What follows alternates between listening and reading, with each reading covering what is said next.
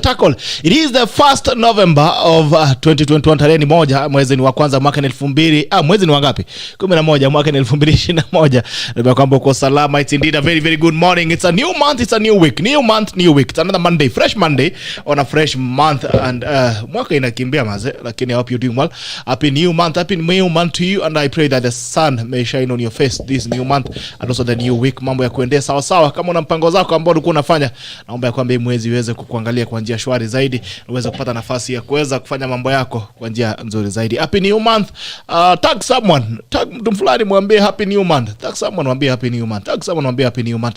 It's a common sense edition with the 1st of November 2021, tarehe ya kwanza mwezi wa 11 mwaka 2021.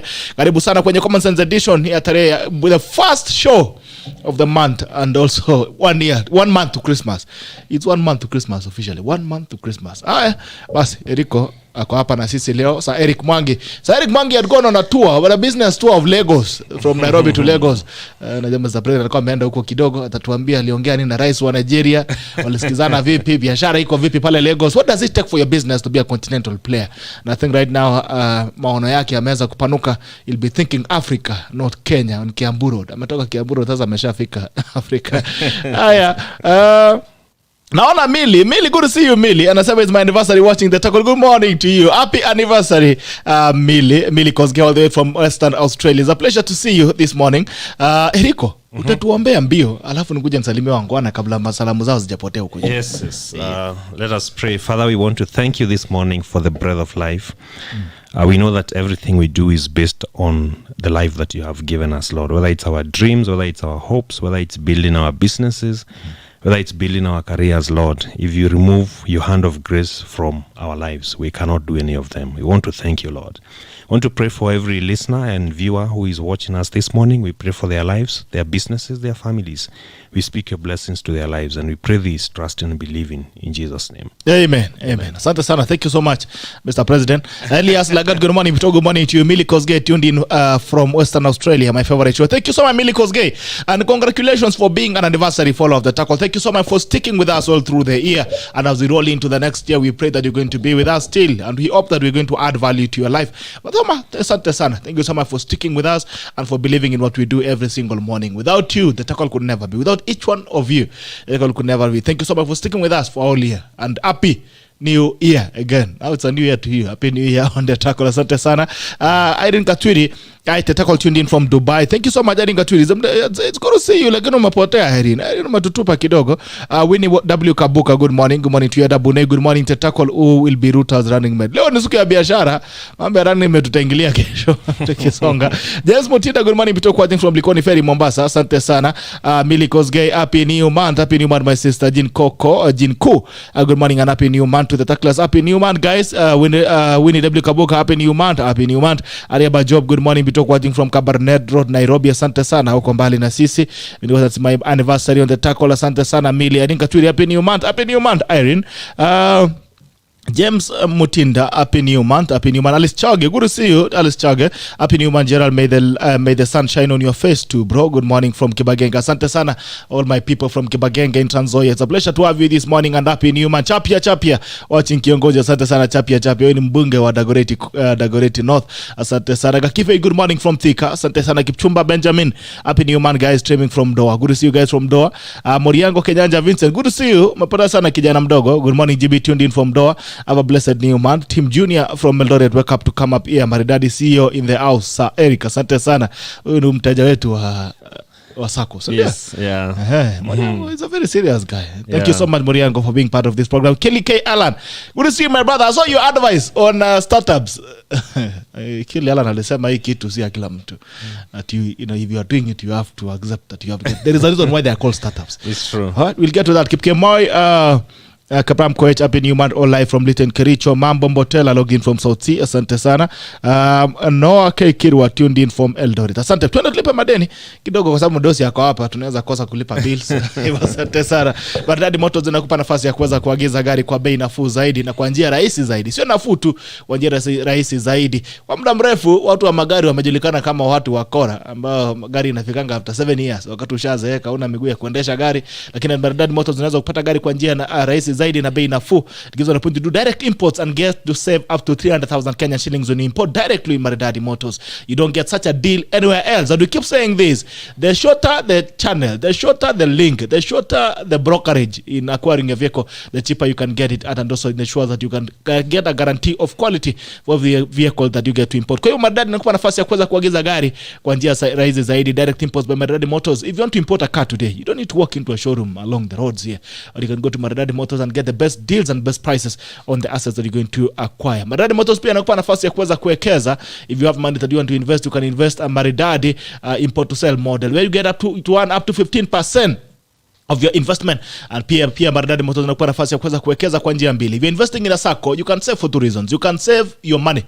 and you can get one as well, profits of 15%, or you can save for a unit. If you are saving for a unit, you save for more than 6 months or a minimum of 6 months, and you get to acquire your asset at 50% deposit or 50% savings that you put at Maridadi Motors. Driving Academy as well. Tumwambia wacheni kwenda driving school. Driving Academy is the way to go. Na kuniona mtu alinitumia juzi picha akaniambia, I didn't know you have a branch in Nakuru. Okay. Ndio ameona gari ya Maridadi Driving Academy pale Nakuru. Kwa hivyo tuko na branch pale Nakuru. If you're in Nakuru, please kimbia pale Nakuru, tafuta Maridadi Driving Academy uweze kuwa driver Maridadi zaidi. Na kama uko Nairobi, kimbia pale Kiambu Road. And as well there are branches that are coming up. Eric atatuambia branches zinatoka wapi. Watu wa Karen pia kaeni rada. Karen tunakuja kwa njia shwari zaidi kuhakikisha kwamba unaweza kuwa na kupata nafasi ya kuweza driver shwari zaidi. Tunakuja pale Karen Waterfront Mall. Ukikuja pale utaona butterflies. Make sure that you make your driving very beautiful. Kwa hivyo Maridadi Motors zinakupa nafasi ya kuweza kufanya vitu ngapi? 4 in 1.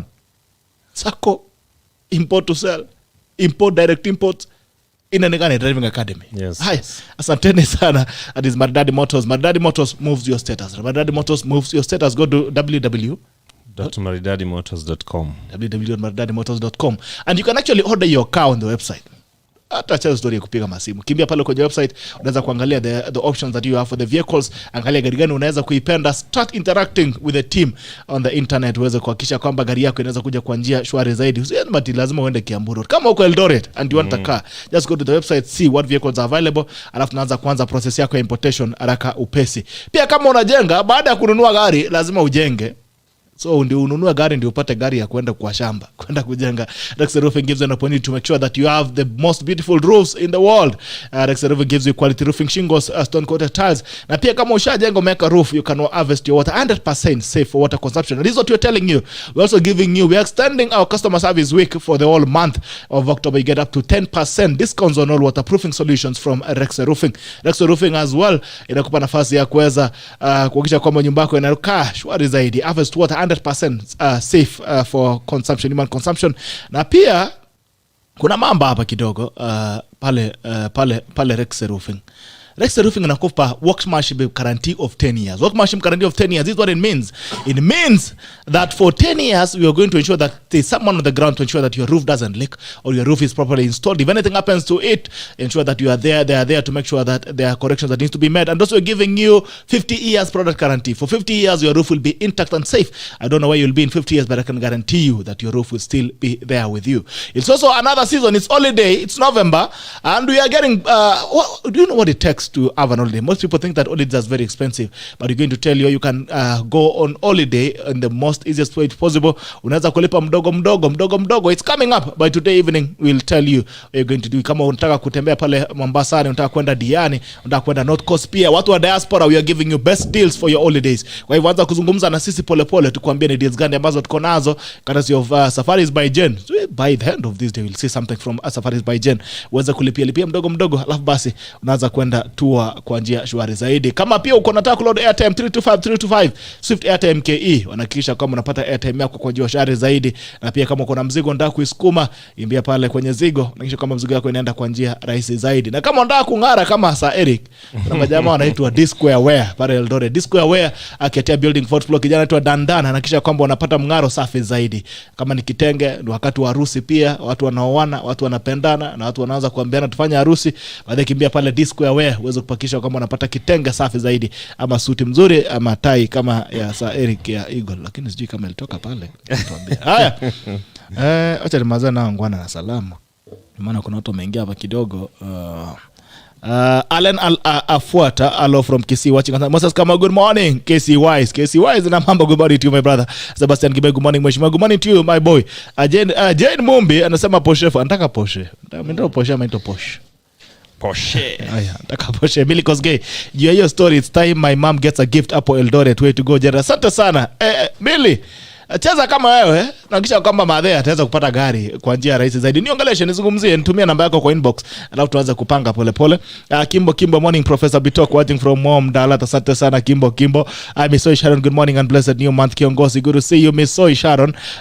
Millie Kosge, what's the best roofing material durability wise? Best roofing materials comes only from Rexel Roofing, quality roofing shingles, the best thing that you could ever have on your roof is shingles, quality roofing shingles from Rexel Roofing. Ama kama unataka pia you want a classic look, you can go for the stone coated tiles. Franklin Nyongesa Weshuli, morning sir, hope you are well. Franklin Nyongesa Weshuli Franklin Weshuli anasema Kakamega senatorial seat aspirant, na kupata vizuri nikiwa hapa Kakamega. Asante sana. Kuntai Dan Lucky Summer tuned in from Germany. Good to see you guys from Germany. Wambui sasa salimia my brother, anachelewa job. Salimika sana anti Wambui Majari, anakimbia wera, lakini don't leave the tackle, stay on the tackle. James Juma, good morning to you. Sir Eric. Yes bro. How are you bro? Good. Mpotea sana. Niko. Unajua mara mwisho nilikuwa kwako nilisikia tu ukiita mtu bro. Things are about to happen. Not really. I think in Africa the African culture is like that. Everybody is your brother. Yes. But it's been a while. Ulikuwa umeenda wapi? I've just been around. I had told you that I was doing a program with Strathmore Business School. They have a very good program called Owner Manager Program, where they basically try to train entrepreneurs, people who are running their own businesses, to try and professionalize their businesses and look at the business from a big picture perspective, so that you can be able to create businesses that impact the society better. So through this program, part of it is a 1 week program that you're supposed to do in a different country that is supposed to be a bigger market. And so this time Strathmore Business School had chosen Lagos Business School as the place where we are going to go and interact with entrepreneurs from Lagos, Nigeria, or even Nigeria itself. In fact, I was supposed to come here with one of my classmates. I bring his apologies. He's called Mr. Benjamin. What happened to Benja of Mudokinjo? He's just busy. It's a busy season for him, but he promised me that he's going to make it up for you and for our viewers. And he's a gentleman who I believe has a lot of knowledge to share with us. His business just got ISO certified. Wow. And he's serving a lot of people. The business is supporting a lot of employees. I believe there's a lot of insight that we can be able to get from him, and a number of my other classmates that I'll be able to share your contacts with. Ukinichotea kitu. Please. Ni kitu tu utatoa. Ndio nafaa tupeka kitu. Who will be able to bring you a wealth of knowledge on how they are running their businesses. What I learned from this class Bitok is that Kenyans are doing great things. And Kenyans are extremely resilient. I listened to stories of other entrepreneurs. I thought I had a good story until you hear stories of things that people have tried before they can get to where their businesses are today. And you're like, people have really, really tried many things in this country. Yeah. Right. And on that note, congratulations Benjamin Mudokinjo. Pongezi sana kwa kuweza kupata ISO certification. Congratulations on your certification. ISO. Nasikia ISO si malrezi ya kufika. Lakini hongera sana Mudokinjo Pains for your ISO certifications this year. Hongera pia na kongole Benjamin, and you owe us a date. So make sure that you keep that promise. Hai. So habari ya Lagos. Lagos ni kuzuri, joto tu. A lot of lessons picked. A lot of differences on how they do things and how we do things. Their culture, their confidence levels, are over the roof. Yeah. And there is the picture that we have of a typical Nigerian. And I think when you get to interact with people in their home base, you get to see the best part of them and their vulnerabilities as well. This is a bigger market. It is a more volatile society, socio-economically and even politically. The dynamics are more and crazy there. This is a country that has over 200 tribes. You can imagine trying to create cohesion. Actually, they told us they have more than 240 tribes. And you can imagine trying to build a country from that level of diversity. It can be crazy. And I think there's a lot of lessons to pick from them because largely, even though they have turmoil here and there, you can be able to appreciate that it's a largely peaceful country where people are doing their own enterprises. And one of the things that I loved is how they take small businesses seriously. Trust you me, Bitok, a tailor in Lagos is a very confident person. Some of the people that we went to school with, to class with, we went to class with people who are running some very big businesses and some very small businesses. And one of the things that I loved is the confidence of the people that are running the smaller businesses. You know, if you meet a tailor in Nigeria, he's a very confident person. You will think he's the CEO of the Safaricom there, from the way he's talking in class. And I was like, this is something we need to bring back home, where sometimes people feel like, you know, my business is too small, I have nothing to say, I have nothing to contribute to society.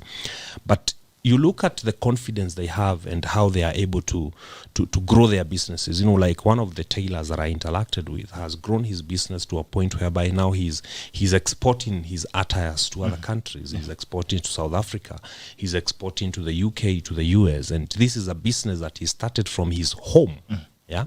And you look at that and you're like, you see the power of somebody taking the small thing that they are doing seriously and understanding that if you do it excellently and if you do it well, the world has no limits today in the days of the internet. I asked him, you know, how did you get an international market for your product? And you know, the simple answer was, you know, I was just posting on Facebook, on Instagram. You know, social media, the power of the internet has made the world a global village, and through there you can be able to do business beyond the borders of your country, and you'll be able to grow your business. Okay. Yeah. All right. There's something I shared today, and I was asking people about their startup stories, and if they would advise anybody close to them. You know, you can advise anybody on the street, but you don't even care what will happen to them. But if they can advise anybody close to them to get into business, to leave a job and venture into business, and it's interesting because some people, are like, yes, business is the way to go. I don't know. You look at the poster as well. But even as I'm looking for the comments, what do you think? What do you think about that? I think you know, to be very realistic, Gerard, I think before somebody leaves a job to go and start a business, they need to introspect and ask themselves whether, you know, business is their kind of thing. I think the motivational, you can call it the motivational industry, has done a lot of good and has also done a lot of damage, because there's a way in which we have talked about business in a way to look down at the people who are employed. My perspective is completely different. I hold the view that business is not cut out for everybody. Yes. Just as singing, you know, everybody has a voice and everybody can talk, but not everybody can sing well. You know, just as such, not everybody can be able to do business and find satisfaction and fulfillment into it. And so it is an issue of an individual introspecting themselves and being able to ask themselves, do I want to take the entrepreneurial path, or should I help another entrepreneur manage and run their business? I hold the view that none of the position is better than the other. Everybody needs the other party. It's a complementary role. That the employee needs a place to work, the employer needs people to work for him to be able to build the business. None of those people is holding a more superior position than the other. So what I would say is that let every individual introspect themselves and ask themselves, do I want to run my own business? Or do I want to work in somebody else's business? And let everybody find respect, dignity, and purpose in what they do. I think I have said before in this show, that it is a wrong assumption for us to assume that every teacher can run a school. Not every teacher can run a school. There is somebody who is cut out to just focus on being a teacher. It's a wrong perception for us to assume that every nurse or every doctor can be able to run their own clinic.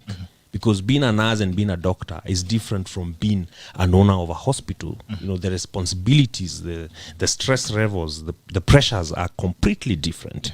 So I think, to be very, very fair and very, very realistic, I would say that business is not for everybody. And it doesn't mean that the people who do business are better than who can't do business. These two people need each other. So wacha watu waheshimiane. You know, respect the person who is a good receptionist. Because even if you're the best entrepreneur, you will still need someone. You need someone to sit on your desk. You need someone at that reception. Yeah, and your company is not complete until you have that person, sitting at the reception. Yeah. So I want to look at the comments here. And one thing that's interesting is that these days everybody fails or things like the best way, the only way you can be seen as an achiever if you're doing something, if you're doing business or something else. I still believe that you can still be seen as successful for building another person's enterprise, for working another person. Yeah. What is it with the fad? Is it that... like you're talking about the motivational speakers. Once I started my chicken business with one feather. Yeah. There seems to be an overhype on business and entrepreneurship. Yeah. How dangerous do you think that is? It is very dangerous. We talk because even the more people we push to the entrepreneurial world, the more disappointed people we have. Yes. Because someone comes in, believes the hype, then the business fails, and they come like, don't try business, don't do this. But just not your thing. How dangerous do you think that is? I think it is dangerous in that, you need a proper ecosystem that has everybody for things to thrive. And, there's that saying that talks about, it's not a saying, I think it is an idiomatic expression that talks about having more chiefs than the Indians. You have more chiefs than the villagers. And if you end up with a situation whereby everybody is trying to be an entrepreneur, everybody is trying to start a business, then what you will end up with are businesses that cannot succeed. Because for businesses to succeed, the human capital is very, very important. Just like in the army, everybody cannot be a general. You need soldiers who will hold the guns and take instructions to go and fight. Just like, in a religious institution, everybody cannot be a pastor or a Kathy. You need the followers. You need the people that will work in the worship team, for it to be a proper, worship house. The same in the economy, for businesses to be able to thrive. I want to argue that you must be able to give people dignity for the role they play, including the person who is playing that very, very small role in the company. But if we hold the view that we are trying to convert every worshipper into a pastor, every worshipper into a musician, then you will end up with a very imbalanced house of worship. You will end up with a very imbalanced society. And there's a way in which we have hyped this thing of business in the wrong way. See, we will come back and say that if you're cut out to be an entrepreneur, please do a good job. Do a good job so the people that are working for you are happy to work in that organization. But respect them and understand that you cannot be able to operate that business without them. But I want to hold the view that for us to go all out and say, that every graduate who is going to graduate from the university this year should only be focusing and thinking on how to go and start a business, I think it is wrong. I think we need a much more balanced economy by making sure that we have soldiers to fill every part of the economic army that we need as a society. Okay. All right, guys, what's your startup story? Tell me about your startup story. Have you ever done business? What happened? Did you break even or you broke down? Tell me about your startup story. Have you ever done business? Did you break even or you broke down? What was your startup story? And also, do you advise someone who is close to you to leave a job for business? Who do you? After doing business, what happened to you? Ulizama ama ulinuka? Na kama ndugu yako anataka kusema nataka kuacha kazi aende fanya biashara, unaweza mwambia, unaweza mpata about your startup story. These are some of the stories that are coming. Ilris again, anasema for now let me stay in the workplace. Right now business is very turbulent. Winnie T. Robbie and some, you'll stumble, fall, but when you rise, that's it. It takes time and one needs to exercise a lot of patience. It's hard for those who have been in employment. They take time to adjust. Maina Quach Anthony, start. Takes time to picks a little, looks quite good, starts to go down. Nothing seems to work. Many people close the business at this point. If you manage to rise, Ushatoboa, I'd never advise someone to start a business and the second month you want profits pole too. Honorable Noah Kering, absolutely, you'll stumble, but if you work hard and never look back, you'll succeed. Employment in private sectors is a waste of time. If you're earning very little and that isn't enough to be invested, the fear of startup a business is a limiting factor though. All right. Obiero anasema, do you intend to employ people in your startup? Do you normally remind them that employment is a waste of time? Alitakuliwa. Someone tackled Kering. Okay. Cheba Mutu anasema, I broke even. My success came from it after trying out a lot of things. Thank you so much. Juma Anyova and Golins and some business anytime, any day. But before you move out of your job, make sure you already set the pace for your business. You understand the market. You have clear objectives for your business. Vinny Kesama, yes, run a parallel business once it picks up, take off. Billy KE, I will never advise anyone to leave a job for business. I'll advise them to have both business as a side hustle. Billy Kesama, Okay, supporting a supporting wife. I tell you from my personal experience. Okay, you need a supporting wife. Okay, anasema Billy K anasema you need a supporting wife. I tell you from my personal experience, business needs dedication and discipline. You must cultivate such principles. Also, you must work on management skills. So I better double have a business running somewhere and a job as a security. Okay, interesting. Abdul Kalwe Bitok, we started, failed, started again, failed, borrowed loans, injected in the business. Right now, we are at the sustainability point, almost heading to break-even point. I pray for you, my brother Abdul. I pray that things work out for you at that level that you are in. Pancris Ogoma, I've bought just to test if business has picked request for an unpaid leave of a month or so, then judge from there. Kishambi Wanjeri, very few people are able to lead themselves. If one of them, wewe toka uende biashara, others let's be good slaves. All right. Mugashiku Mutoa Guki, absolutely. What's job? Imagine being paid only 12 times in a year. Okay. Given Talam, why don't you make something a passive business, though it will take more time to be profitable? Once up, you go all in. Ken Macha anasema never. I learned that hardest way. Unaacha kazi ya 40 kg ya business, but end up losing everything, including the capital. 2017-2018, never will I forget you. All right, Kamlesh, your employment pays well, stay in it unless you are coming out to do a 500,000+ business. Okay. In 2017 was my worst year. I had to quit a job without knowing what I should do. Mbele na nyuma I had 50k. Nikaanza kuuza calendars, nikauza 3 months. 2018 nikakula shida 5 good months. Ile savings yote ikaisha. To make the matters worse, nikaoa nikiwa na hiyo shida. I then decided to borrow 70k loan from my sacco, nikaanza movie. Mungu halali ikashika. My 3 years achievements siwezi compare na 5 years achievements nikiwa employed. Okay. Fadumbla KE and some business requires a strong commitment, fearless mind, leadership, management and risk taking. Don't be profit angry. It takes time and effort to achieve such. It's the fear of the unknown that makes many shun away from business.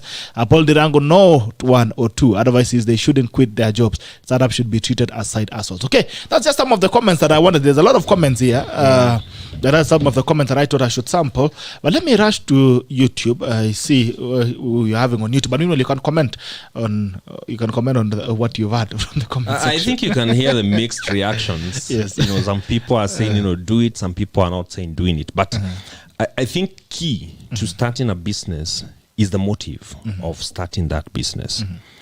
Because sometimes we talk, there is the person who starts a business because he's mad at his boss. And, last week, I'm sure you read the article I wrote on my personal page, whereby I was comparing the person who wants to start a business to a virgin who wants to get married. And the question becomes, why does the virgin want to get married? Yeah. There are virgins who want to get married because they are mad at their mother and their father. But that is a wrong motive for getting married. Yeah. It cannot sustain a marriage, because the moment you have quit your home, your mother's home, and now you're living with your spouse, it's a completely different ball game. And many times the people who quit their jobs in protest to go and start businesses, many times, many of them don't do well, because that is usually not the right motivation to start a business. Getting mad at your boss can be, the impetus that knocks you off to the entrepreneurial cliff, but it will not sustain you there, because 1 year down the line, you will not be mad at your boss. You will have to find your own energy and motivation. You'll be the boss. You will be the boss. Now you will have people who are mad at you. So you have to be very, very calculative. Yes, and to make your decisions right. And I think you have to look at it and say, I am passionate about starting a business. I would start this business anyway, even if my job was doing well, or even if it was not doing well. Now, that way, you will be saying that you will have the energy and the motivation to keep pushing and to keep going, because for you, it was a passion. It is something that you really wanted to do. But if you're going to start it as a way of hitting back, you want to hit back at your boss, you want to hit back at your colleagues at work, you want to show them that you can also do it, trust you me, that is the beginning of a walk that is going to be very depressive for you. But if you start it from internal motivation of saying, there's a problem I have identified in the market, I am passionate about solving this problem, then you will be able to weather every challenge that is going to come along your way. Yeah. All right, that's it for you.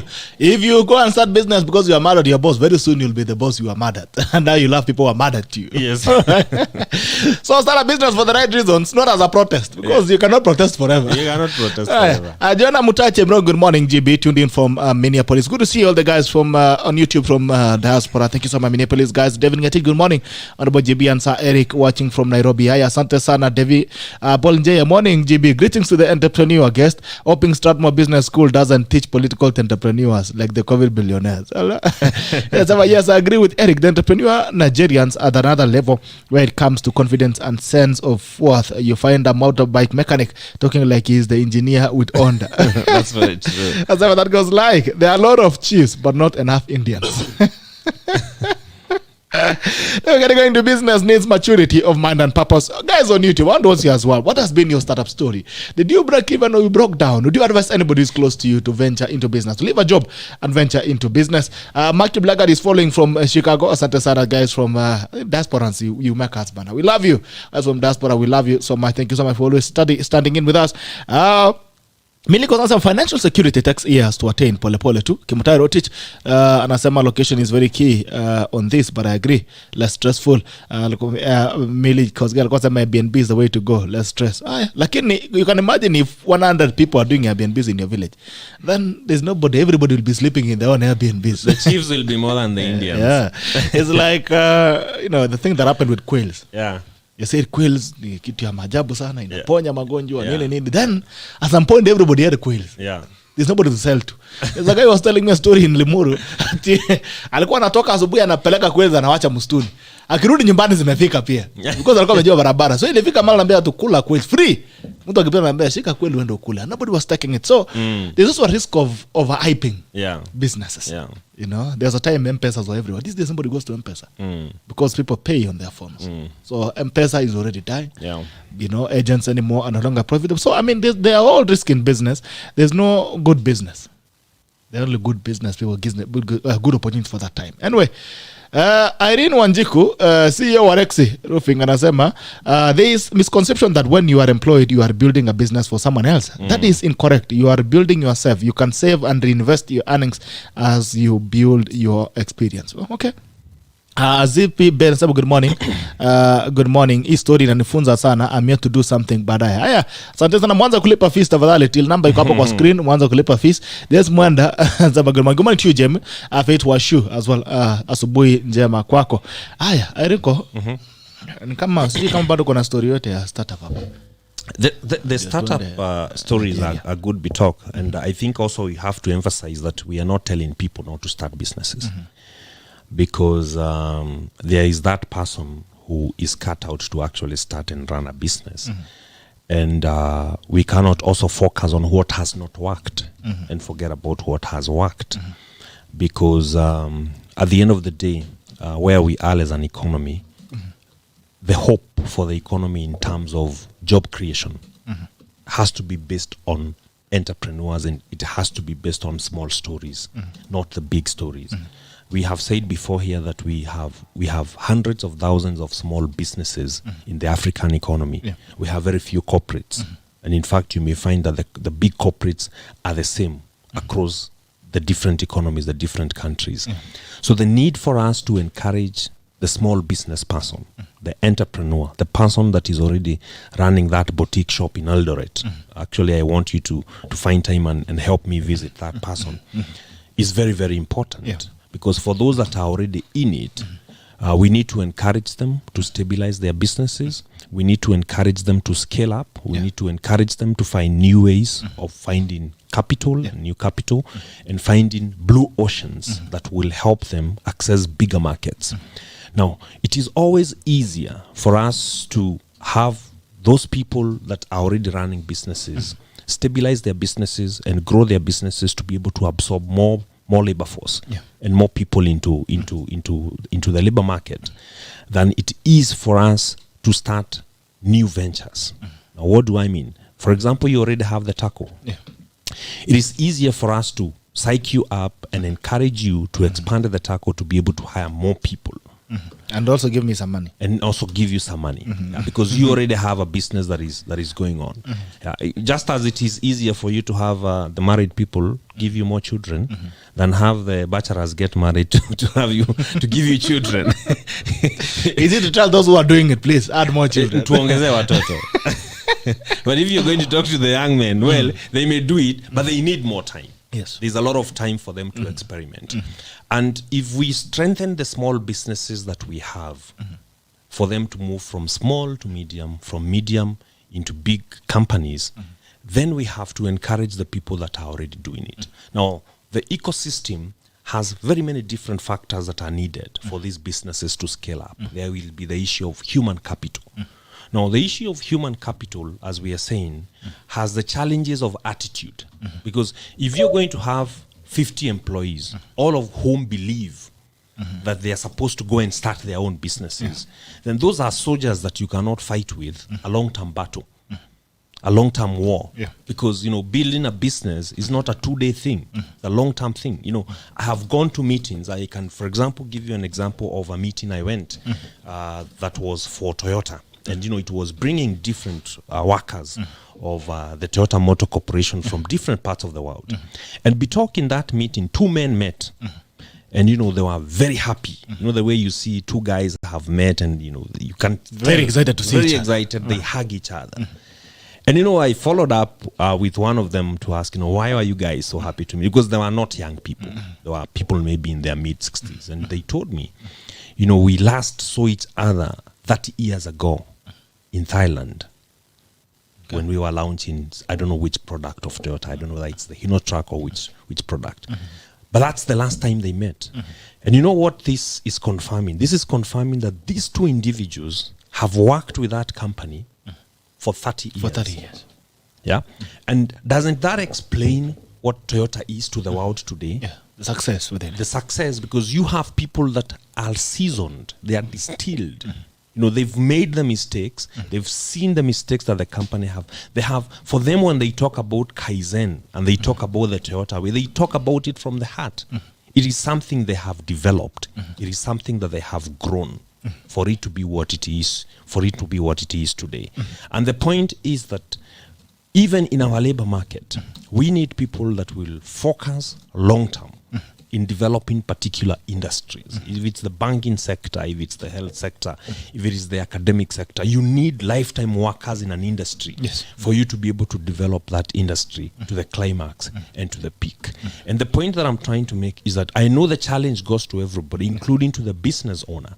Because for somebody to be willing to work for you for 30 years, then you have to give them a 30-year vision and plan that compels them and that makes them realize that you're going to achieve your 30-year objective as the company is achieving its objectives. So it's a challenge to everybody, to the entrepreneur, to the business owner, and it's also a challenge to the labor market, that it is not going to be necessary for all of us to go and start businesses if we can be able to build a big business that everybody gets a good stake at. There's a friend of mine in that OMP class at Strathmore that loved to say that she would want to build a business that is a big cake, that if you get a piece of it, you're happy with that piece that you're getting, other than having everybody trying to have a queen cake.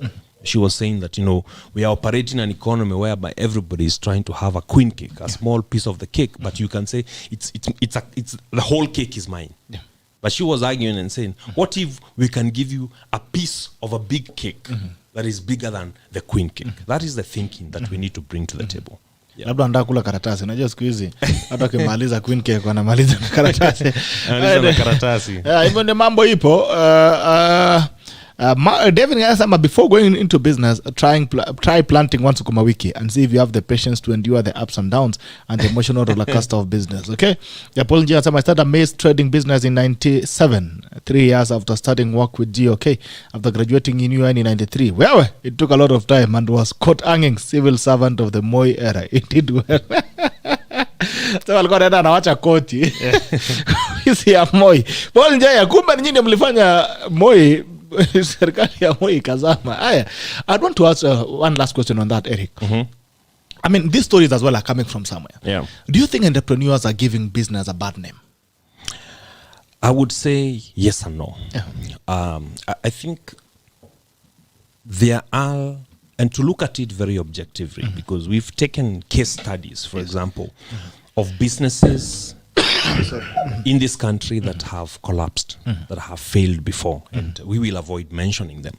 But generally speaking, when a business goes down, if a big business goes down, say for example a supermarket goes down, there will be many factors that lead to the collapse of that business. And it suffices to say that about 70% of those problems can be attributed to the entrepreneur or the people that are running and managing that business. Because running and managing a business means that you have to take responsibility for everything that is going on in that particular business. But we also have macroeconomic challenges. You know, like for example, if a business is complaining of staff theft and staff fraud, see, that talks about the culture and the society. It talks about the ecosystem within which the business is operating. Because if you're going to look at businesses that are operating, for example, in the Asian part of the world, you will find that the labor force in that side of the world is a bit more serious and a bit more different in terms of the value system than what you will find here.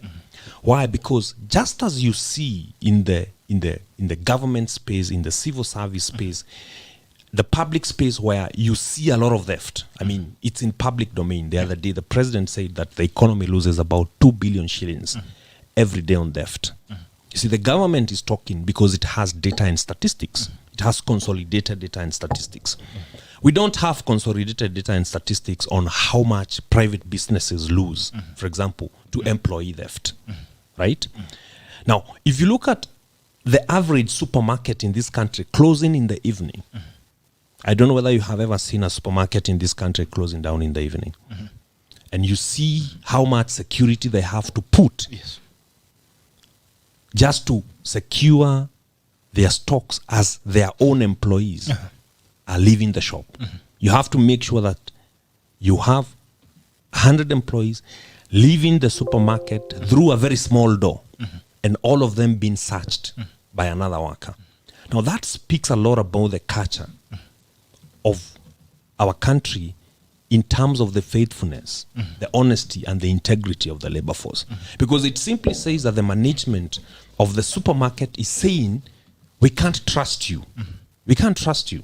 And now, if you're running an army where you're saying you cannot trust your soldiers with the guns, that's a serious issue. But that is the reality of the market that we operate in, that it is almost considered bright and intelligent to steal. That, you know, you will hear people very casually say, you know, the good thing with this job is that you actually get money. You don't even have to work so hard. You will hear people say that the beauty of getting a job with the government is that, you know, the money you get on the side is more than the official salary. You know, these talks sound very good and very intelligent, but you see, they actually talk a lot about our value system, that we have gotten to a point whereby we think that it is okay to get something without giving anything, or to get more than what you're actually putting in. So if you have that kind of an ecosystem where everybody is thinking of getting more than they are giving, then it becomes very difficult to develop the business. So apart from the weaknesses that the entrepreneurs will demonstrate in managing the businesses that they start, you will also find that they operate in a very harsh environment. The labor force is against them. Yeah, you will find that the policies, I like to ask one thing. You've been in this country for many years. How many times have you seen the Minister for Trade visit a small business? How many times have you seen the Minister for Trade go open a small business? So it's something they talk about, but it's lip service. It's not something they are committed to. We love to say that the economy is being driven by the small businesses and the medium-sized businesses. But how is the policy framework to support those small businesses? Is it existing? How is the credit system of the country designed to support the small businesses? Are they taking advantage of the small businesses, or are they supporting them? And you will find that we have, you know, a voucher-like, you have a voucher-like, a shack-like, credit system or credit environment in the country whereby every big business is trying to take advantage Of the smaller business. small business. You know, the tax policies of the country, how friendly are they to the small businesses? So before you judge to say that the entrepreneur has failed you need to ask yourself as a society, what is it that you had done to support this entrepreneur to grow? Because if you look at the developed economies, and I'll have to ask, do you think that if Facebook was born in Kenya, it would have taken off? Would it have seen the light of day? I doubt. If you look at how they mobilize their capital on the other side of the world, if you look at the existing venture capitalists to support an entrepreneur who is coming up with a brilliant idea in the market, do you think we have that on this side of the world? I doubt. I think we are still behind. I think we are blaming the entrepreneurs too much. I want the entrepreneurs to take responsibility to make sure that they are operating value-based companies, value-based businesses that are focused on serving the market and serving the customer. But I think at the policy level, there's also a lot that we need to do.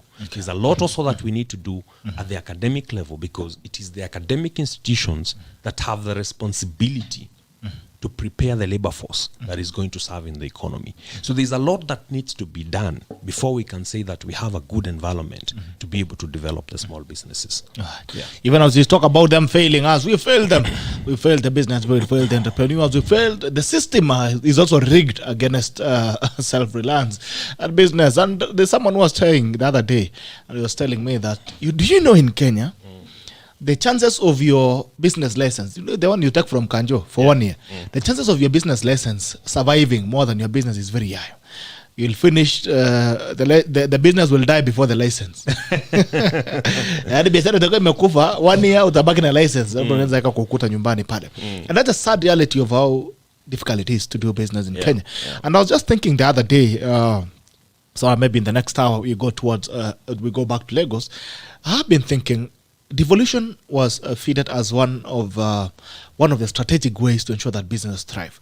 But I think devolution has been one of the biggest roadblock and hurdle to business. Try trading trans-county, like through the counties. Crazy. And I've learned it because recently I got a branded car. I got my car branded by Pep Tank, Pep Tank KE, which I down. And the moment you just cross a barrier into another county, those guys on your neck. You are arrested. Where are our rates? So you ask yourself, in Nairobi, the closest counties are almost full. There's Machakos County, there's Kiambu County, there's Nairobi County, there's Kajiado County, all surrounding each other. So do you need to pay for the licenses? If you're doing business, you need to pay for the licenses in all these counties. What's your take in terms of policy and how these boundaries are done? You see, it's a big problem, Bitok. And I think sometimes when you look at the policies that sometimes government or governments come up with, and this is a big conversation that we actually had in Lagos, and we found that if somebody has been a career civil servant for his entire life, what latitude does this person have to actually come up with business policies? And the problem is that sometimes the people that are in government, and I hope that sometimes we can have actually friendly engagements with them to educate them on our side of the story, on our perspective. Sometimes they actually make decisions that are completely based on ignorance. And we have seen those mistakes, for example, in our economy. And I would give you a very practical example. Now, in the Kenyan economy, we have the stalls economy. You have your own stall where you sell socks or shoes or suits or whatever it is that you sell. That is a micro business. It is a micro business that allows a young person who doesn't have a lot of capital to operate that business. But if you go to the back end of that business on how they get these products from Turkey, from China, from India and other places where they import the apparels from, what you have is a consolidation business model whereby you import your one CBM of suits because that is what you can afford. And another person imports one CBM of shoes for men. Another person imports one CBM of clothes for children. Another person is going to import, brake pads. Another one is going to import something else. You have very many small businesses that are importing what they can actually be able to afford to do. But behind them is somebody who is consolidating their cargo to form one container load so that they ship these things and bring to the country. If you look at it about 5 years ago, 6 years ago, 8 years ago, I remember, 1 CBM of cargo was costing about 35,000 shillings. Today it's costing about 65,000 shillings. So the cost has doubled. But you know, that double the cost, that extra cost that has been introduced on that 1 CBM is the profit that this young person was making when he was importing the shoes, when he was importing the shirts, the trousers, or whatever it is that he was importing. But somebody who is looking at it solely from the perspective of how do we increase our tax revenues is going to say, let's double the cost. But by doubling the cost, you actually end up killing that business 100%, and you end up actually losing even the primary tax that you are getting from that thing. And the thing is that there is a lack of friendliness. I am looking at a future whereby before government comes up with policies, it will actually seek to understand how a business model works and how a particular tax issue is going to affect that, how a particular policy is going to affect that. Look at, for example, the example that you're giving about, advertising licenses. Yes. We also get affected. That today, if I have to go to Thika, if, for example, I have a learner who wants to do private driving lessons in Thika, and I send my vehicle to Thika, they want to know whether I have paid the branding license. And what that ends up in, you end up breaking your country into so many boundaries that it is difficult for the business person to operate within that country. The jurisdictions becomes too much. But you see, the future of the economy is that you open need boundaries. Yes, you need to open the boundaries. Get free movement of goods and services, get free movement of financial capital, of human capital. When I go to Eldoret, I will sleep in a hotel. When I send my team to go and market in Eldoret, they will need to spend spend money there. That is money going to going to Eldoret. There will be somebody else coming to Nairobi. So this thing of every county government thinking individually on how it's going to increase its revenues from the business person without thinking of how they can be able to increase their facilitation of the business person is actually completely wrong. And I think we need to talk to the people that are running these county governments, the people that are running the central government, and advise them on the common sense issues that are actually affecting the business people without a fight, because we all need to build a country. They need the taxes. We need the market for us to be able to develop our businesses. Okay. Yeah. All right. So open. We cannot talk about open boundaries and open business and the free movement of goods and services, while within us we continue to strangle businesses by creating too many boundaries that are very unnecessary. Joel Rama, chairman diaspora, anasema Salimia Bwana ERICK, it's been a while. It is also an anniversary follower. Thank you so much, Joel Rama, for sticking with us for all year. Very good also, guy, that one. He's a very amazing guy. He's been very instrumental. We've had very good conversations. So pokea salamu kutoka kwa Joel Rama. Aya, tupeleke shule ya Lagos. I'll give you very humble time. It's your time now. Take over. Take us through the lessons that you learned in Lagos, and what do you think it would take for any local business to play in the continental platform? I think I picked some very simple lessons from Lagos Business School. And I think one of them, like I had said earlier, is the power of simple businesses, simple ideas. I will never stop talking about the tailors in Lagos. We know Nigerians, and we are very suspicious of Nigerians. But I would tell you of examples that when the tailors came and told us, we want to make you Nigerian attires. I should have come in a Nigerian attire today. I don't know why you I will wear one on Monday. Don't you worry. God keeping us. In fact, I told the Nigerian in Eldoret to make the kitenge for you. But amazing. You've never given us measurements. I'll give you the measurements. Now, the picture that we have of tailors is somebody who must take you around in circles. You want a suit. Sometimes, tailors have even messed people's weddings. You know that? Yeah, kabisa. Because, it's supposed to finish. Yeah, anakwambia kuja Thursday, we kuja Thursday. Na harusi ni ya Saturday. Tapata nguo yako. Yeah. Na jamaa hata hajajua material iko wapi. Kuja usijali. But you know what? When a Nigerian tailor tells you you're going to get your suit in the evening, I'll come to your hotel with it. You think it's a joke. But he actually brings you that suit. And you see that it's an industry that has a lot of integrity, that has a lot of efficiency. It's a simple thing. They're just making clothes. But they are taking that business very, very seriously. And they are doing it well. Yeah, we got to visit a business that is big. It employs about 6,000 people. And is run by Asians. And you have to give the Asian community the respect they deserve when it comes to running businesses. This business was a case study of interest to us and to Lagos Business School, because it's a business that is being run by the third generation of the family.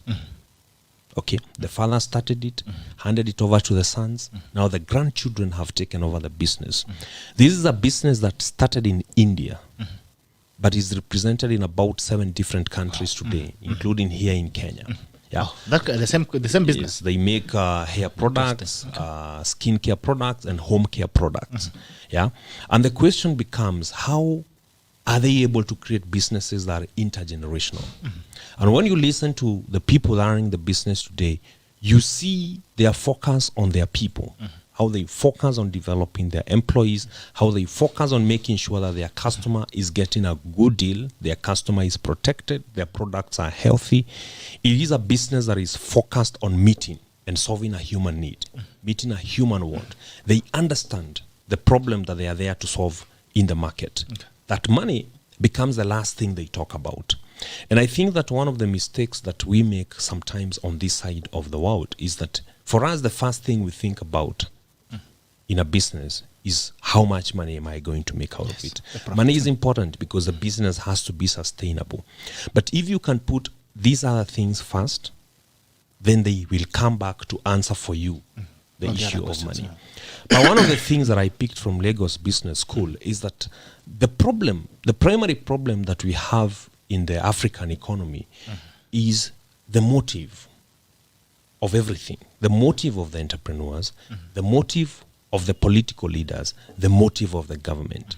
That in the absence of us thinking about building a society that works for everybody, if every person is thinking first, what is in it for me, then it becomes a very, very big problem. Because what will happen is that if somebody is a governor of a state that has oil, he's not thinking about how that oil can benefit everybody in that county.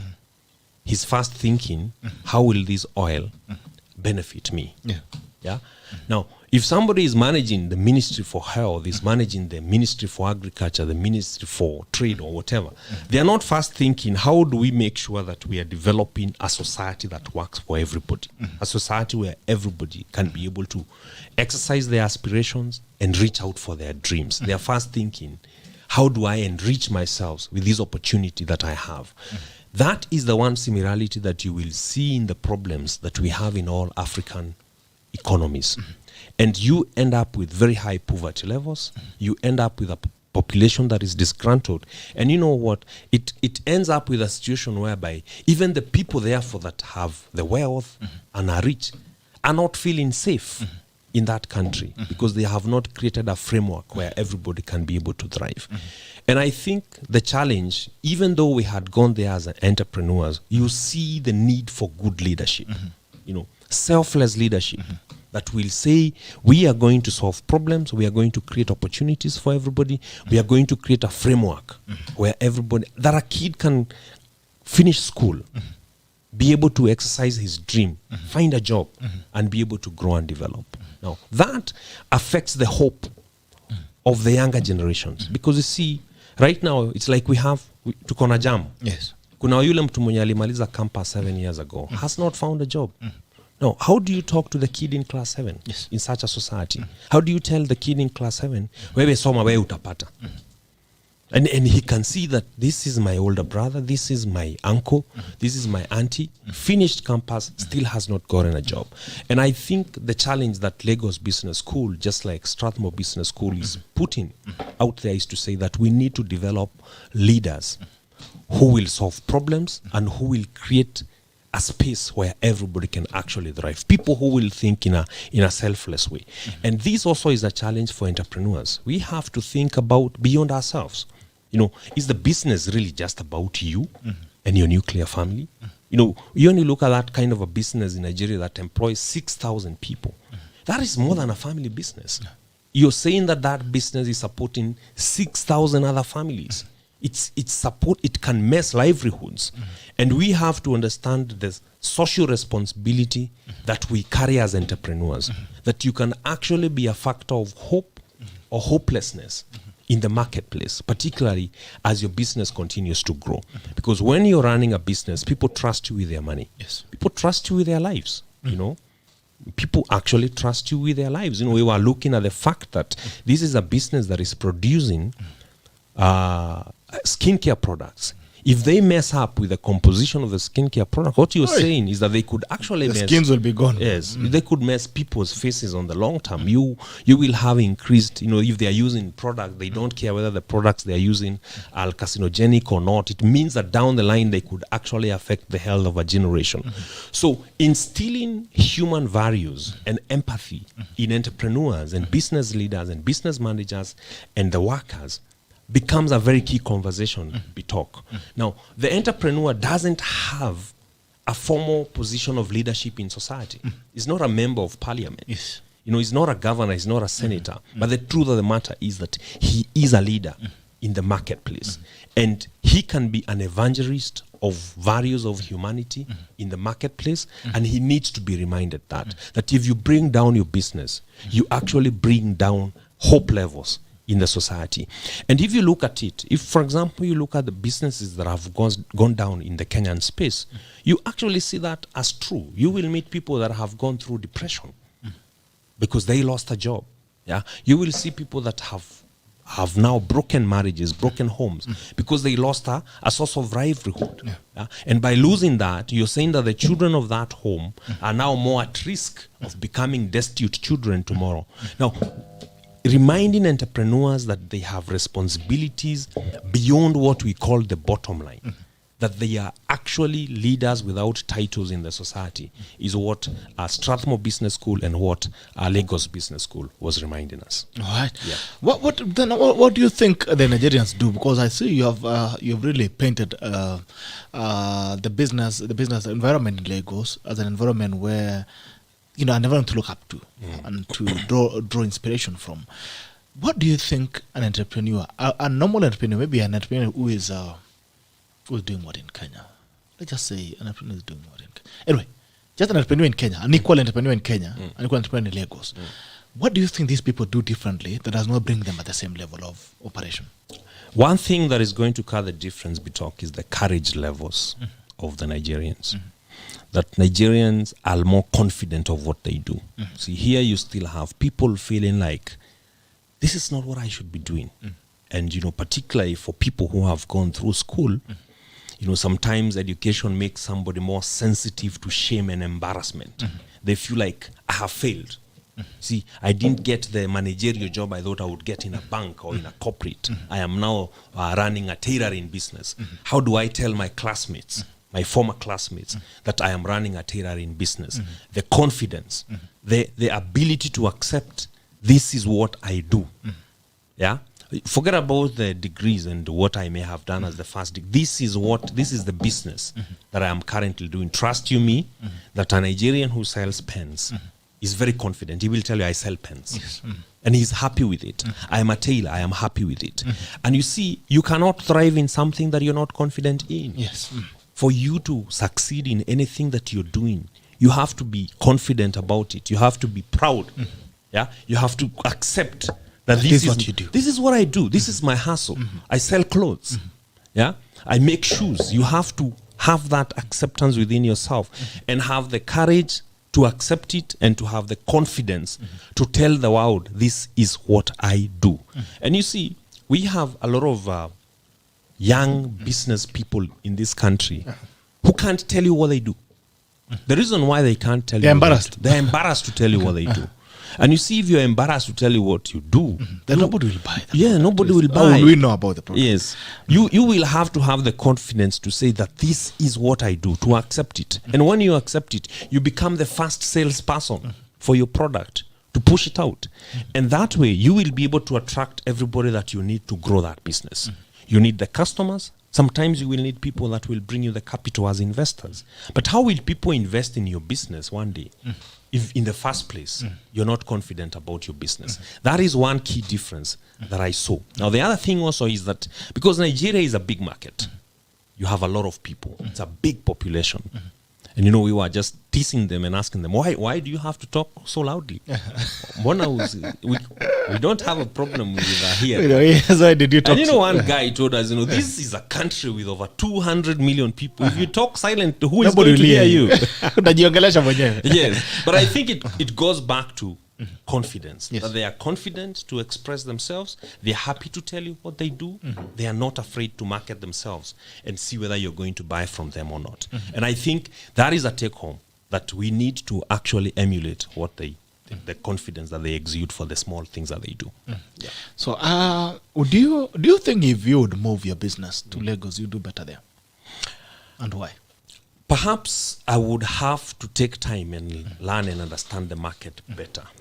You know, like we are saying, it's a bigger market. When it's a bigger market, you need bigger capital base to operate. We are used to smaller markets here in Kenya.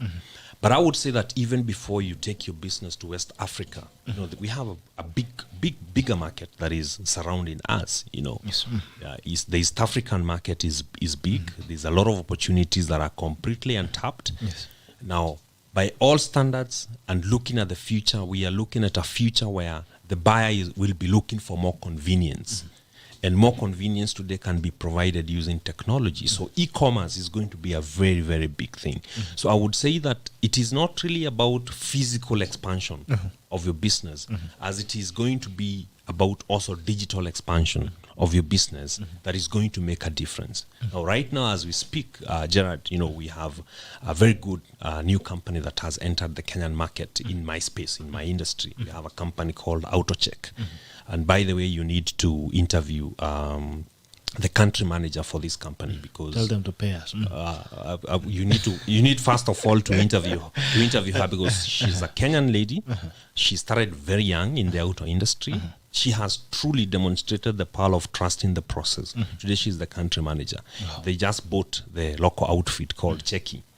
And he's a Nigerian. They're the ones who bought, they're the venture capitalists who bought Cheki. Yes, they is originally a Nigerian company. They're interested in that space of making it convenient for people to acquire vehicles. So even as we talk about expanding to West Africa, you need to look at it and see that a Nigerian business is able to come to Kenya and buy a business that has been, you know, incubated and grown in Kenya for the last more than 10 years. And what this says is that they are thinking about Africa. They are thinking about Africa. Africa, as here in Kenya, we may be thinking smaller. We are thinking of how to divide ourselves. We're thinking how to go to Kiambu. Yeah, we are thinking of how we are going to cut our country into counties. But a Nigerian is thinking, how do I make Kenya part of my market? It's a big challenge to us. Yeah. So I was asking about that because how do you think, do you think that there's any difference in terms of policy environment, business policy environment in Lagos and in Kenya?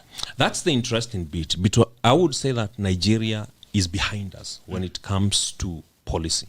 You know, it's a big country. Harmonizing their policy framework is very, very difficult. Perhaps that becomes an advantage for them because the policing of the businesses, you know, can be a bit more difficult and volatile in a big country. So you may have the freedom to exercise your latitude as an entrepreneur. But in terms of their economic, their political stability, you know, we are way ahead as a country. We are a much more mature democracy than they are. You're much more likely to have a civil war in Nigeria than you're likely to have it in Kenya. To have it here in Kenya. You know, our currency also is much more stable than their currency. Actually, right now as we speak, Lagos is having conversations of devaluing their currency further, and you know that this affects how much confidence people will have in the economy and the currency. So I would say that we can learn a lot from them, but we have to appreciate one thing, that we have a good country Also, we have our challenges, but we have a good country. And from where we are as a country, if we get good leadership and we support that leadership, then there's nothing that stops us from going to where we want to go as a country. Right. Yeah. What do you think it takes for a business to be a continental player or an international player? What does it take for a local business? For Number instance, one, Maridadi Motors, what will it take for it to scale the heights and play in the international platform? Number one is vision. Vision. There has to be somebody who is going to dream. Yeah. Because you see, what the mind has not conceived, you cannot achieve. Yeah, will never achieve. So there has to be somebody who has to say, we are going to make this a continental business, and then rally the people and rally the resources to be able to do that. But one thing that is going to be very important moving forward for entrepreneurs is the ability to synergize and cooperate with other businesses. The issue of cutthroat competition is coming to an end. It's about how well you can be able to work with other people. I will be pushing a conversation of cooperation, industry cooperation, particularly in the auto industry, because we have to think beyond how your own business is doing and how it's fronted to the customer, and think about how the industry, how is the industry presented to the customer. And I would, for example, give you an example and tell you that the auto industry is very unfriendly to the customer. Why is it unfriendly to the customer? If a customer, for example, is buying a vehicle through bank finance, can you imagine how many places this customer has to go to? The customer has to go to the motor dealership, then go to the bank. At the bank, he will be told, you need a valuer. Yeah. Once the process is done, he's going to be told there's something called NTSA that has to transfer this vehicle for us to buy it for you. Once that is done, the customer will be told you need an insurance company. He will be told you need a car track company. The customer gets very tired through the process, and it is just about how the industry is structured. And you know what is lacking is for the industry players to cooperate, so that the customer can deal with one person who is able to aggregate everybody and do everything together. Now, if you look at the process of shopping for a vehicle, because the industry is capital intensive, we talk if you're looking for a Land Cruiser V8 today, you may need to allocate the whole day. I wish I was. Yeah. You know, to go to which you want. You go to Gong Road, go to Rangata Road, go to Karen, maybe come to Kiambu Road, for you to be able to see the different dealerships and what they have to offer you. But nothing stops us from sharing this data, so that when you come to one dealership, they're able to show you what everybody else has. But that is not possible. If this is what you're looking for, go to ERICK. Yes. But that is not possible in an environment where people have a scarcity mentality, where people are viewing each other purely as competitors and not as collaborators. Yeah. Okay. Robert Ndegwa hapa kuna swali kwako, anasema how did you get into the business and be real? I think he has been real enough, but someone asking how did you get into business? This story sometimes I think I've given it for so long. I think I have said before that I had the privilege of working with somebody who was importing and selling cars. He was a computer teacher in Gashia High School. And once I cleared high school, he would trust me with the responsibility of going to post adverts for those vehicles in different places. Then the internet was not developed, so we would post the adverts at Business Nation, the Nation newspaper, places like Sarit Center, Village Market, boards. And then I would receive the phone calls for him, and that is how slowly by slowly I got initiated into the auto industry. His name is Mr. Gedhuku. We talked actually about 2 weeks ago, and he told me, I want you to buy me Namachoma. I would like to invite. Next time you're coming, come with him. I will definitely. You need to bring him on board. That is how definitely I got into the auto industry. I never knew that one day I would settle into it permanently, but I think it's a job I enjoyed. I wouldn't say I was a broker. I was working for him. I was running the errands for him to make sure that the vehicles actually sell. Yes. Yeah. But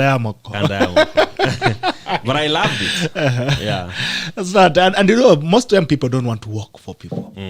Like they think serving isn't slavery. And I think there's a lot of power in service, because then you learn. If you're not serving, you're not learning. Yeah. You have to serve someone. You have to be there for someone, for you to be able to learn something new. Exactly. You know, can I tell you something I learned from the Igbo? You know, they kept teaching us how to say Igbo. I'm not even sure I'm saying it correctly. The Igbo community of Nigeria. they are traders, they are business people, and they have. Back here, you call them Higbo. You call them Higbo. They have a rule actually on how to get into business. It is almost an unspoken rule, but they really emphasize on it that there are people who come to Lagos. Lagos is a cosmopolitan city where people do business. It's like Nairobi. Si hata wewe umetoka huko, umetoka Eldoret. Now, if a young man in Eldoret wants to come here in Nairobi to learn your trade, as we talk, they have a rule that young man must work for you for 7 years. Okay? And after those 7 years, you will have the responsibility to support them to get into that industry. Wow. Okay? And it is almost cultural. It is unspoken, but it is there. And you know what that does? Is that, in 7 years, somebody will actually learn a lot from you. And now even if they go and start that business, they are able to go and start on their own. One of the problems, of course, we have in the Kenyan economy is that somebody works for 4 months, 5 months, they feel, I can do it. And they go and start, and they go and fail. Yeah, they go and get themselves into trouble because they haven't learned everything that has to do with that trade. Yeah. Okay. All right, so there's power of service. 7 years teaches you to serve. And also lets you learn a few things because most of young people, they want to get out of campus or get out of school. Yeah. Like, guys, I can do this thing alone. I don't have you. I don't have to wait for anybody. But I think every other person who has gone somewhere has served someone. Every big story. Yeah. Every real story. Yeah. People also have stories. Every real story has someone who served someone, who was under someone for some time before they could be able to do things on their own. G. Bull anasema this fellow is eloquent. Is he a preacher? Are you a preacher? I am not a preacher, but I'm a Christian. Preaching is a very high calling. Okay. Yeah. All right. Very enlightening fellow. The lack of cooperation is the soloist mentality that let everyone sing. Yeah. Everybody wants to have a queen cake. Ukahava kwa kona, wewe unaimba, au mwingine anaimba, kila mtu anaimba. Then you have an uncoordinated choir. Now, the statistics say that most of the businesses, most of startups and SMEs have been collapsed by big companies. Yeah.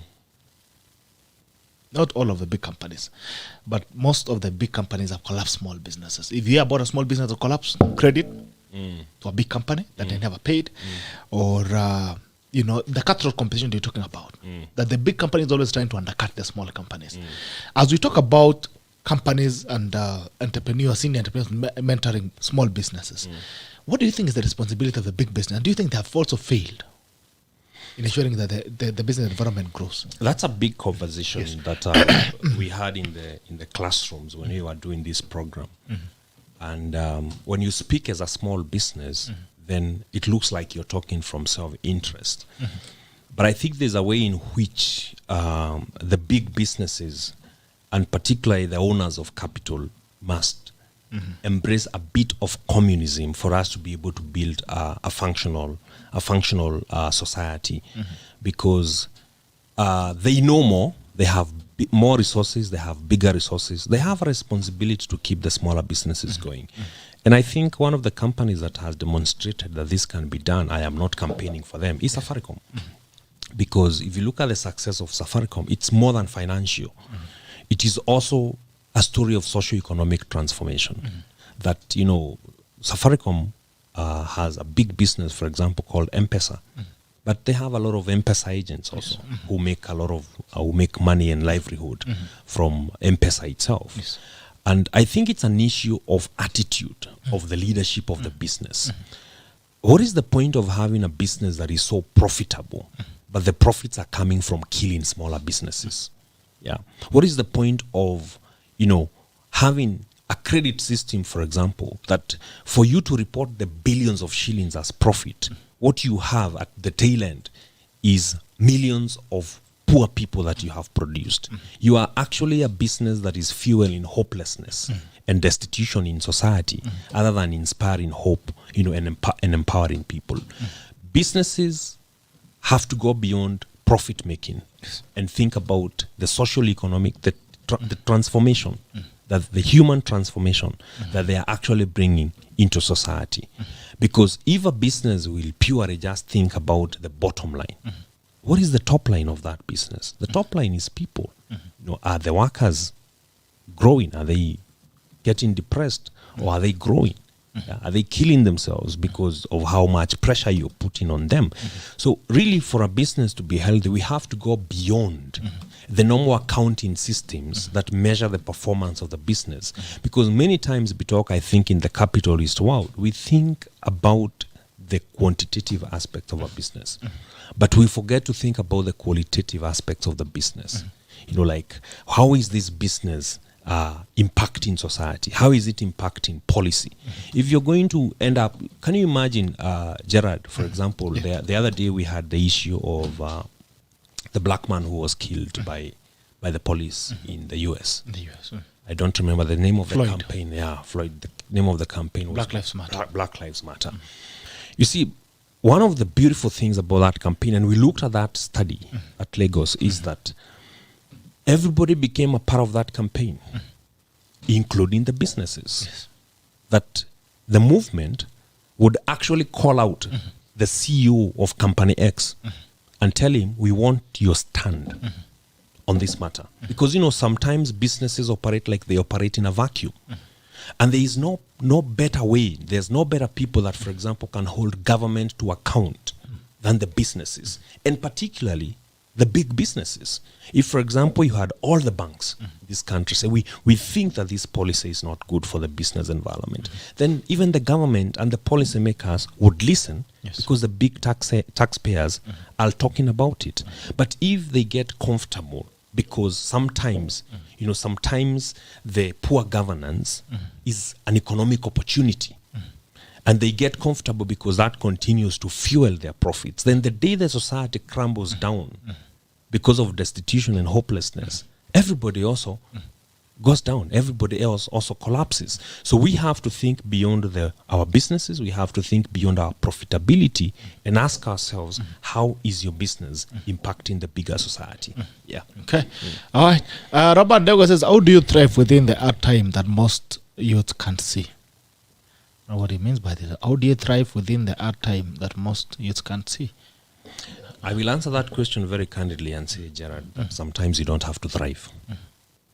You have to survive. Sometimes you have to survive. And I think we have given that example before here, and say that we've given the example of the frog. Sometimes in life, the objective is not to thrive, and the objective is not to reproduce. The objective is not to grow. The objective is to sustain life. And I think the problem that we have in our society is that we have become a fake society, because this been fueled mostly by social media. In social media, everybody shows how they are doing well.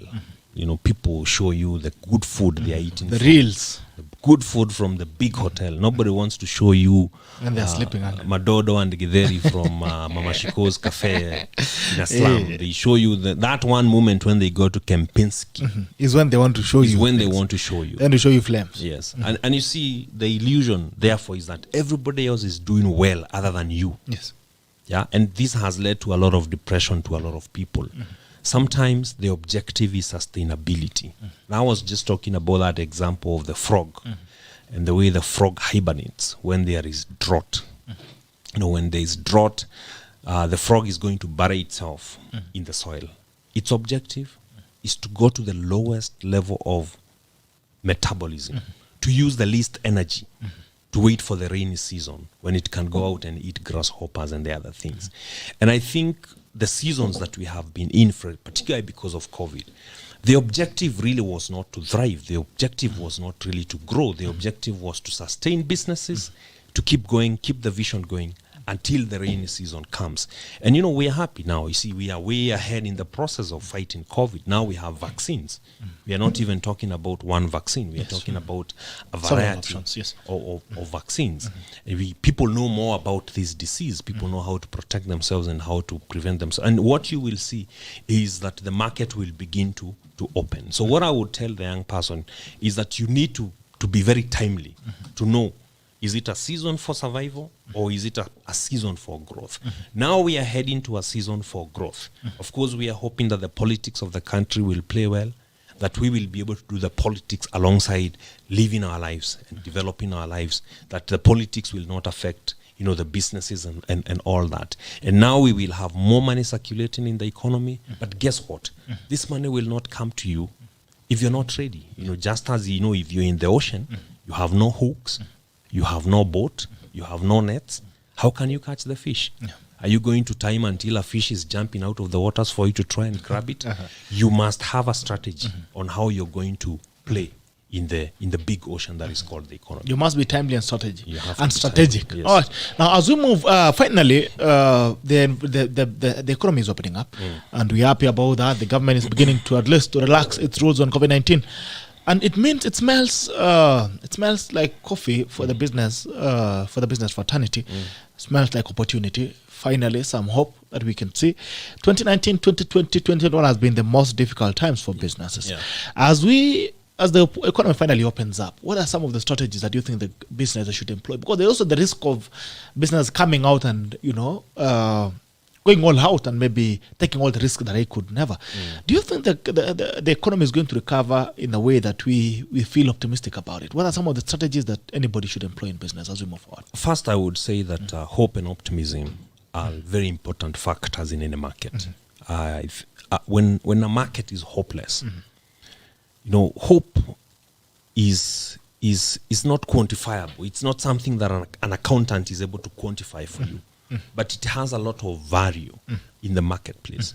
You buy a nice suit because you have hope that you will see tomorrow. If you didn't have hope that you will see tomorrow, you will have no business buying that good suit. You would even walk naked. You buy a good car from Maridadi Motors because you have hopes about tomorrow. And I think right now, Bitok, I would want to tell the person who is listening to us, you must first and foremost remain hopeful. Because if you lose that hope, we are losing you. You have to be hopeful. You have to be optimistic. But number two, you must exude courage to try. I like to say one thing, that for you to succeed, you must try. There is no guarantee that if you try, you're going to succeed. But there is a guarantee that if you do not try, you cannot succeed. For you to succeed in a marriage, you have to try. For you to succeed in a business, you have to try. For you to succeed in anything, you must start trying. You must start actualizing that faith that you actually believe in. So right now that the economy is starting to open up, and people need to understand that nobody will ever ring a bell for you and tell you it's time to start your business. Nobody will. Nobody will ever ring a bell for you and tell you it's time to add a product to your business. Nobody will ring a bell for you to tell you that, it's time for you to open another branch somewhere. You have to follow your entrepreneurial instincts that tell you, I think if now you take this business to this other town, you're likely you can do well. And you have to have the courage to try. You have to have the courage to sell your vision to other people and tell them, you know what, can you partner with me? We try and expand this business. But if you just sit there, then you will just sit there and you will be swept away. The point is that right now it is open. I don't think we are going back to total lockdowns now that a lot of people are taking up the vaccines. But the thing is that you will only see a difference. Things will only give you a positive difference if you actually take advantage and take steps of faith and try something. Take a leap. All right. What are the risks of, when you take a risk, what are the risks of going all? Because, there are different factors of the economy, different sections of the economy. Some will recover, some might not recover, some will recover quickly, some will recover very slowly. What is the risk of me going all out and coming and saying, now, Daddy Motors, nataka lori tatu. And then I end up with an industry of transport where I go there and I find it has not recovered. Good. What are some of the restraints that you should if you look at how a tree grows, there's a reason as to why the tree will produce fruits when it is very strong and very firm. And what would happen if it produced fruits and the stems were not strong? Those branches actually crack and the fruits go down and it all goes down to waste, right? Same thing with a business. Before you expand and grow it, you have to look at your stems, your roots, how deep are they? And this talks about the structures of your business. You know, sometimes you can expand beyond your structures. And if you expand your business beyond your structures, what happens is Collapses. it collapses. You're going to lose a lot. The branches will actually crack down and you're going to lose a lot. So you have to look at the people first, because you are not running this business alone. Have you developed the people to run the business when it grows? This is a slow process, sometimes a very frustrating process, but a very, very important process for you as an entrepreneur.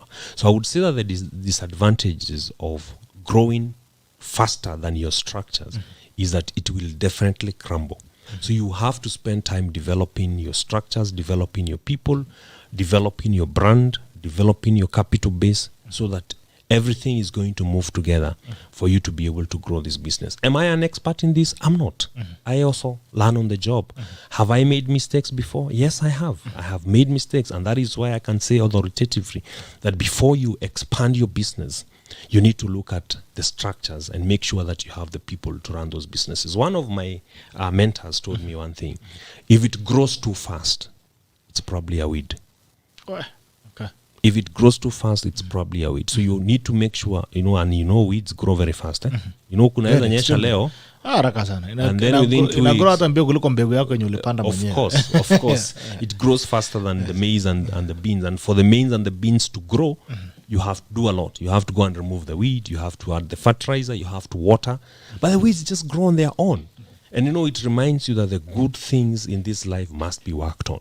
But the bad ones needs effort. The bad ones just grow on their own. So I would want to encourage the entrepreneurs. You have to go and put fertilizer on your maize, on your wheat, for you to actually be able to harvest something tomorrow. And there's nothing wrong with slow growth. And there's also nothing wrong with making mistakes. A lot of entrepreneurs are guilty.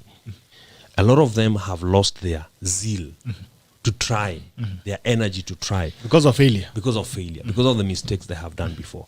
I want to encourage them. Consider that school fees paid. You paid school fees. You learned. Now you're a better person. You're a wiser person. Come back to the market and try. Don't lock yourself into a corner and sink into a depression. All right. J. Bo says, another question. I am a struggling entrepreneur. I did not benefit from apprenticeship. I have yet to make it, not giving up, trying to guide my young children to learn business. All right. All the very best. All the very best. I hope things turn out well for you. I know it's a struggle. You're trying this thing. So we hope you're going to find a footing for yourself. And we work on ensuring that we move. The more people you create, the better the society that we leave behind us. Sholim Kibet Benaji says, Betalk, this guy is just on another level. We need such people in society to mentor the youth. All right. I don't know if there's any other lessons that you picked from Lagos that you think we still need to speak on. Maybe the other ones I'm charging. No, give us a little bit of it. Tuonjeshe. We will continue to share, but I think the other important lesson that we learned there is the need to have a work-life balance, particularly as entrepreneurs. Sometimes we burn the midnight oil too much, and this leads to us losing our families, losing our children. And I think we were adequately reminded that even as you grow your business, you have to remember that you have responsibilities back home that you cannot delegate. That, even as you make the money and hire the teams to run the business, you cannot hire a team to run your home. The home you have to go and run yourself. There's somebody waiting for you at home as your spouse, and their children waiting for you to go and impart them as their parent. And I think that was very profound that we got reminded of. Okay. And I think we really get so lost by the activities of what we do. Yeah. And I was saying the other day that while chasing what you want, be very careful that you don't lose what is important. True. Or there are things that matter. Yeah. There are things that might not really be all that glitter, but there are things that matter. Yeah. So while you chase everything that you want, be very, very careful that you don't lose the things that matter. Because sometimes you chase what you want, then you get what you want. Yeah. And you look back and realize the things that mattered are not there. You've lost them. Right. J. Bo says, please go back and revisit the aspect of multi-generational family businesses where the Asian community has excelled. A very painful pill for Kenyans. Solo disco mentality, extreme individualism. Now, finally, from Nairobi to Lagos and from Lagos to Nairobi, what would you tell the government? I would say that, and not just the Kenyan government, African governments must school themselves to the humility of consultation. That if I had an opportunity to talk to a cabinet secretary, I would want to remind them that you do not get to know everything just because you've been appointed as a government officer. And I think there is the vulnerability that we must encourage our leaders to have if we are going to develop this country or even this African society. That it is until the cabinet secretary is willing to go and interact with the small businesses and get to know their challenges, that he will be able to actually coil policies that will positively impact that business. It is impossible to lead the society from the top of the mountain. You must go to the base of the mountain, interact with the villains, interact with the people, get to know why that young man committed suicide. And now you will begin to understand the problems that are ailing the society. Get to understand why that graduate from a university got into alcoholism. And that way now you can be able to build a society where the next graduate does not commit suicide and does not go into alcoholism. Without that, people will continue giving us policies in the market that do not make sense, that do not resonate with the needs, the problems, and the aspirations of the people. And for us to remember one thing, that if you are in the middle of monkeys, you cannot have peace. For you to have peace, you have to be in the middle of civilized people. And the point that I'm trying to make here, Bitok, is that the people that God have bestowed with leadership responsibilities in this country have the responsibility to think beyond their needs, beyond their families, beyond the golf clubs, beyond their cliques. And that way they will be able to come up with policies that affect the people positively. That it's not about where your kids go to school. It is about the education that every Kenyan child is having. Yes. Because the person that is going to harm your child that you took to a very good school may come from a neighborhood where That you ignored. and you had the opportunity to actually impact them positively. And the need for us to collectively build a civilized society where we make efforts to make sure that everybody accesses good education, everybody has equal chance to opportunities if they put effort. The idea of meritocracy, that we reward effort. We don't just reward on the basis of nepotism, is going to be very, very important moving forward. All right. Yeah. Okay, that's been Sir ERICK MWANGI, CEO of Maridadi Motors, and he's been telling us how well you can change your touch lives. And the most interesting thing about business in this generation and this time is that if you're not touching people's lives, then you're not in business. If your business is not speaking to the lives of people, is not changing lives, then you're not in business. You're going to close faster than you opened it. Your tackle of the day. My tackle of the day is very simple. Life is short. Yeah. Between today and the rest of the last day of your life, you must always ask yourself, what difference are you making? All right. What difference are you making? All right. As the month, the year ends, you know, find mwaka imeisha bwana. Ilikuwa juzi tu Mumepeleka ni mwaka wazi. wapi? Ai. And you know, you told me you're going to buy me nyama choma this year. No. Now you only have 2 months. Now, what will happen is you might have to buy today, then I buy in the new year. Because things are very relevant. Your year has been stolen. Things are very relevant. I didn't even know where the year went to. So after the show, you'll need to buy lunch. Buy lunch and No buy problem. We can fuliza. Itabidi umefuliza. There's fuliza. Tukule green dollars. Yeah, Lagos. Oh, it's been a pleasure. And it's only 1 month to Christmas. Yeah. So we're beginning to think about, you need to start thinking about next year and placing a strategy in your business towards working next year. I want to insist again that if your business is not touching lives, it's not changing a life. And the most interesting thing is, the other day we were handing over cars at Maridadi Motors, 57 lives that have been changed. People, our families wake up in the morning and plan their day around driving and moving. A family, someone who is in a diaspora out of the country, but still they can earn money and they can support their families from within. They might not be able to do cab business in Saudi Arabia or in Doha, but someone down here is doing something for them changing a life of a driver, changing the lives of their families. So if your business is not tailored around touching people's lives and changing their lives, then there's no conviction from people to invest in your business.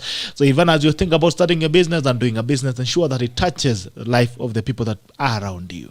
If your business does not make someone else's life better, then inakuwa ni ngumu zaidi. Na pia maisha yako pia, if it's not making you better, then maze, hapo itakuwa ngori kidogo. Mwaka unaisha, 1 month to Christmas. Until tomorrow on the State of the Nation. See you and bye-bye.